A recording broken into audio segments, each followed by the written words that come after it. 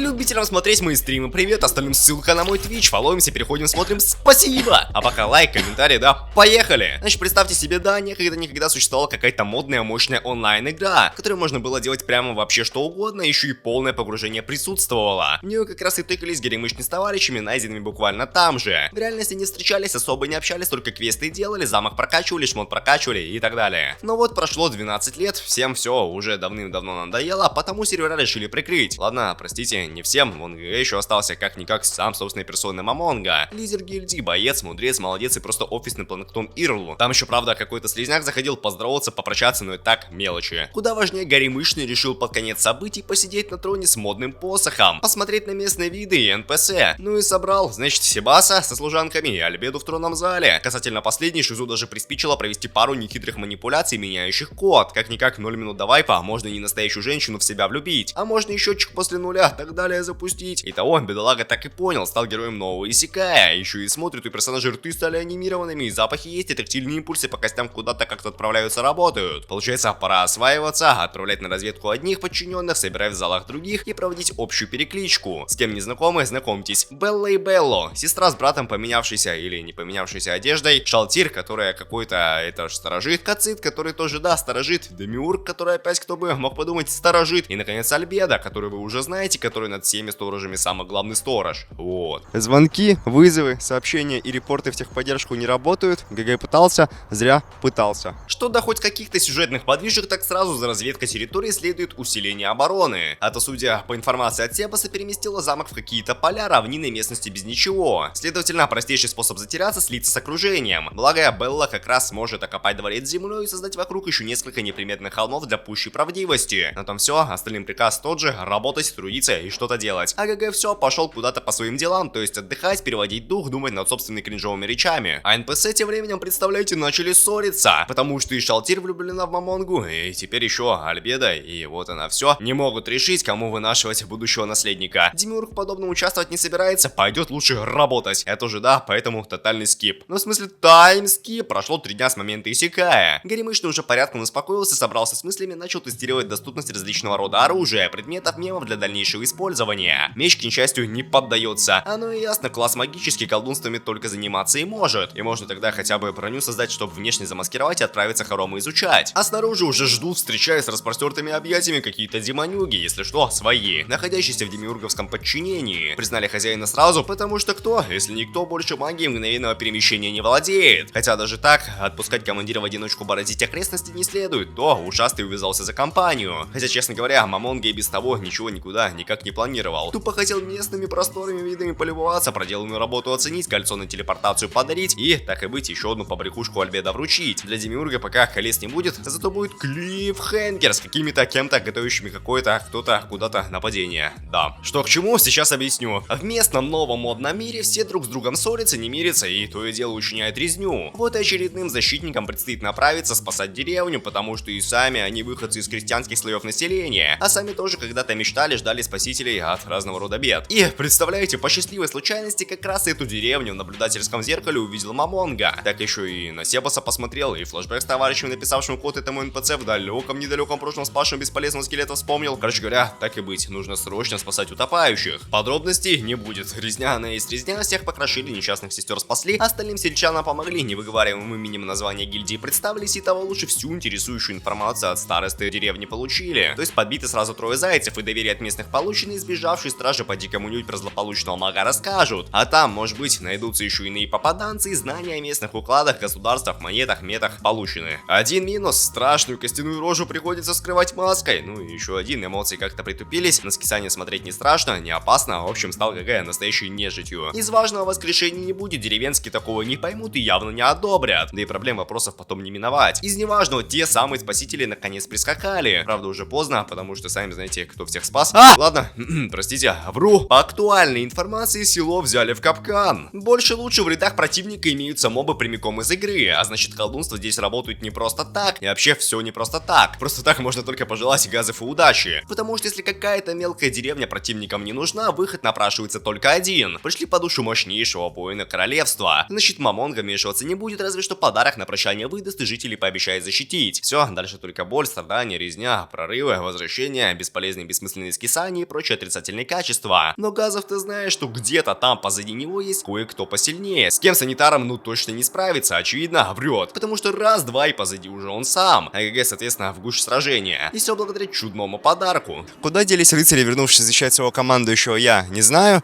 Да это, собственно, и не важно. Потому что уже пошли вот эти пафосные речи, приказы преклониться, отказы подчиниться и прочий злокачественный кринж. Если коротко, наносит челу тупо 0 урона. И даже самое мощное, мощнейшее, сильнейшее колдунство с ангелом их не спасет, не поможет. Черная дыра крылатого уже все схлопнула, попутно задев какую-то наблюдательную магию, посредством которой за несчастным следили. Ну а раз уже все, надзора со стороны руководства не будет, можно и о прощении умолять, и о пощаде просить, и так и быть безболезненное деление на 0 получить. Почему Горемычный забыл о своем желании расспросить о источнике чудных колдунств прямиком из игры, я не знаю. И куда, на какие разведывания отправилась Шалти, тоже не знаю. Зато знаю, чем следующие несколько минут, часов и дней будет заниматься Манонга. Фармить? Ну, то есть ГГ вместе с служанкой Гаммой вступили в гильдию искателей приключений, чтобы задания получать, мир изучать и местные мемы-схемы лучше понимать. В первую очередь, конечно, нужно остановиться в какой-то дешевой попутной таверне, попутно швырнув в сторону какого-то хмыря, подставившего подножку. Только, понимаете, беда. Птица угодила прямиком на стол к Брити, недавно купивший чудное зелье, копила долго, за потерю обидно, придется возмещать ущерб. Идентичное снадобье в целом сгодится. Более того, товарищ травник, целитель вместе с бабулей флакон исследовали. Вот что узнали. Подобный отвар вообще никто до сих пор не сделал. Про возможность сварить красное целебное зелье вместо синего одни только легенды ходят. Короче говоря, клиффхенгер, длиннее говоря, анекдот. Решил однажды Геродот арифметике обучиться. Пришел к Пифагору, говорит, как, мол, мне счетоводство освоить. Математик посмотрел на товарища, улыбнулся, посмотрел на себя и постановил. Посмотри, друг, на мои штаны. В них вся арифметика, все теоремы находят свои конец и начало. Авиаконструктор посмотрел так подозрительно на собеседника и спрашивает: во-первых, где начало, а во-вторых, где штаны? А я их постирал! С довольным видом ответил Пифагор. По плану, между тем, взять хоть какое-нибудь задание. Правда, беда, говорить-то по счастливой случайности на том же языке бедолаги могут, а вот письменность здешняя непостижима. Потому почему бы не взять случайную бумажку по счастливому стечению обстоятельств, оказавшуюся самым ценным заказом, подходящим только для высших рангов приключенцев. Ничего не поделаешь, такие правила, придется брать то, что предложат. Ну или не придется, ведь как нельзя, кстати, объявилась еще одна группа шизов. Говорят, мол, зарабатывают тупо гриндом. Кого сколько мобов поделят, залутают, столько наград и получат. Одним словом, выгодно. Нужно соглашаться на сотрудничество и заодно шлем снять. Человеческую голову наколдовать, ситуацию, так сказать, прояснить. Если не поняли, внешность Горемычный сделал не похожую на местных, и таким образом якобы не хочет смущать население, ставить случайных собеседников в неловкое положение. На то можно с духотой покончить и в путь дорогу отправиться. Нет, нельзя. Тут как тут объявился Энфри с личным именным заказом на имя Мамонна. Истинные цели не озвучиваются, отговорка простая и понятная: нанять медный ранг, раскидавший пьянчук в таверне, дешево и сердито. Из грустного. Некая Клементина раздобыла какую-то чудную колдунскую тиару и с помощью каджита хочет побрякушку по назначению утилизировать. Но раз эта вещица магическая, то и применить ее могут только конкретные люди. И вот как раз один из таких умеющих с рождения использовать вообще все предметы панической удачи находится среди группы бедолаг. Сюжетная, извините, резня. Которую я с радостью пропущу, потому что ничего важного не происходит. Ребятки побили мобов, повосхищались силой Мамонги, остановились на привал. Поели, попили, про какого-то чудного хранителя леса поговорить не забыли, про потерянных, утраченных товарищей, впустую потраченные игровые дни вспомнили, и все, больше вообще ничего не произошло, кроме разве что очередного клиффхенгера с местной гнилью, собирающей души людей для проведения ритуала бессмертия. Но это уже совсем другая история. По поводу нет другой, так ребятки ехали, в конце концов доехали до чистокола и гоблинов, за которыми нарисовались давным-давно спасенная молодая. Получается, рога призыва пригодились, обучение сельчан всяким ремесленным боевым искусством случились, а там и до разговора по душам недалеко. Если не душить, все просто, коротко и понятно. Энфри 2+2 сложил все имена, логин и пароль вспомнил и таки понял, что тот самый попутчик и Мамон, создавший чудное зелье, и тот самый спаситель деревни, выдавший зелье, это один и тот же человек. В общем, все, кроме последнего, да, правда. Значит, нужно извиняться, просить прощения за такое гнилое желание обманом выведать рецепт редчайшей настойки. Ну и ладно, было и было, Горемычному на такое вообще плевать. Главное, чтобы гнилых целей не было, а коли все ради медицины, обучения, то и пусть. Тем временем пора отправляться в лес за травами, грибами и, конечно, встречей с Беллой, которая, между прочим, если вы не знали, еще и заклинательница зверей. Потому может запросто найти и привести так называемого короля леса прямиком в лапы ГГ. Спойлер, легендарные 4 лапы оказались каким-то пресным пресловутым хомяком, почти сразу же согласившимся примкнуть к отряду Горемычного. Зато остальные в шоке, смотрят, удивляются, мол, как-то так, какое чудо чудесное, что Мамон смог такого мощного магического зверя поймать и починить, крутой. У такого явно можно многому чему научиться. Нет, нельзя. Энфри получил очевидный отказ. Правильно, потому что с какой бы стати кого-то чему-то учить? Вот то ли дело делить. То есть, простите, до самой математики дело еще не дошло. Но вот все вот близко, рядом, потому что да, беда. По возвращению в город шизы разделились, герой с хомяком на регистрацию последнего отлучились, а зато клиффхенгеры с отсутствием бабки и присутствием шизики случились. Поздравим. И заодно помянем, потому. Пока пенсия ждала внука на площади, дома уже всех поделили, молодого куда-то увезли, и уже ничего, кроме как нанять сильнейшего сильного силача Мамона, не остается. Платить придется всем, что есть, иначе никак. Ну и как сказать, старая, конечно, пару минут сомневалась, сломалась, думала, нужен ли ей вообще этот нахлебник, но в итоге да, согласилась. Значит, пора использовать примерно 2 десятка модных заклинаний, чтобы найти цель. Если без лишнего кринжа и пояснений, Энфри использует для контроля армии нежити, направленной в сторону города. Опять и снова одним словом повезло, можно и задание по спасению внука выполнить и перед городской нерадивой стражей покрасоваться, чтобы еще больше людей услышали, прознали про такого положительного ГГ. Резня, к счастью, будет, к несчастью, не скоро, ведь нужно еще пару броских речей прочесть, достоинства и прочие выдуманные перспективы рассказать, серьезность намерений показать, лайк оформить, комментарий поставить и еще одну иру вставку вставить. Вот вы спросите, значит, зачем вот вводили в сюжет статистов, которых все равно убили через 2 серии? Ну это, понимаете, типа лирика, драма, трагедия, какие они были хорошие, жаль, ГГ друзьями не стали, типа он их использовал, такой вот плохой человек, да. Да, еще было бы хорошо, если все положительные качества якобы драмы были вымучены не одним затянутым представлением и вторым душным полилогом у костра, который я скипнул. И скипаю, и продолжу скипать последующую духоту. Потому что вот эти песни, пляски, мемы, схемы, все, попросту говоря, 2015 год. В боях никакой динамики нет, никаких многочасовых размышлений нет, ничего, что стоило бы хоть какого-то внимания нет. Челы просто долго кастуют скиллы, называют их как-то, бросаются ими и так далее, опять снова по тому же кругу. Очевидно, все могло завершиться быстро, просто и по делу. Но вот так получилось, что в честь растягивания хронометража и желания Мамонги вдоволь насладиться процессом бои тянули целую серию. А итог все равно один. Драконов с Каджитом и Гамма заклинаниями боевой горничной подделила, а ГГ так вообще тупо раздавил Клементину. Осталось только Энфри от контроля Тиары спасти и весь ценный лут в гильдию в качестве доказательств отнести. Все правильно, антагонисты оказались один в один такими же статистами. Бесформенные амебы, введенные в сюжет исключительно для растягивания длительности. И вы, наверное, не спросите про амеб из начала тайтла. Ну, я про них ничего плохого не сказал, но им, даже половины экранного времени не уделили.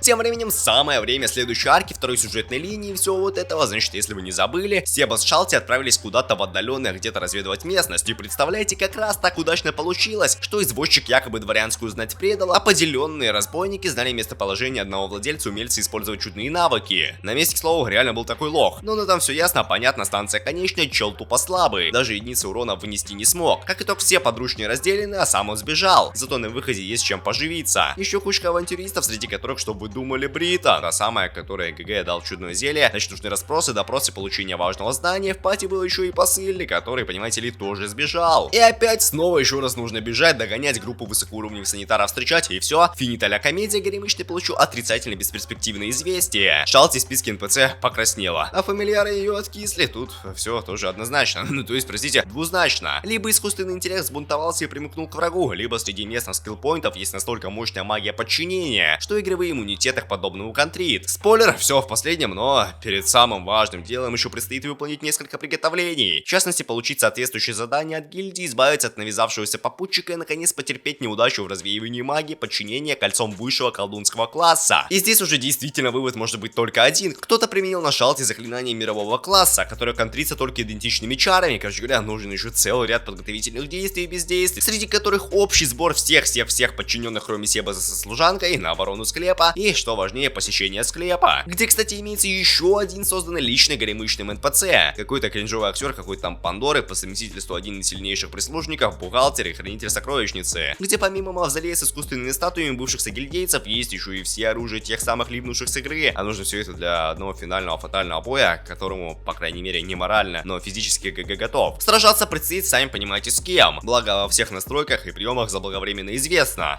Не зря вампир создал хороший друг и товарищ, понимаете, повезло, и опять снова повезло. Что насчет самого боя, так я его, понимаете, в том числе скипну. Потому что, представляете, ГГ минуту вешал на себя кучу каких-то там бафов, а после участники дуэли еще 20 минут хронометража обменивались какими-то прокастами, с учетом того, что в самом конце у Шалти появился главный козырь, который мимик, копирующий владельца. А у горемычного родился контрпик, не использованный ранее только из-за необходимости выждать тот самый вот этот нужный момент. И, я не знаю, давайте лучше объясню вам, почему все это кринж, который не работает. кацит. Значит, смотрите, чтобы за происходящим было интересно наблюдать, надо знать, что скиллы делают и к каким последствиям они приведут. В играх вот есть такая вещь, как описание предметов и скиллов, которую, если знаете, то может оказаться увлекательным смотреть за битвами и даже слушать комментарии. Тут видите ли, какая оказия, все пыхает, сверкает, и вместо закадрового голоса герой один из 10 своих скиллов поясняет. Короче говоря, фатальный кик.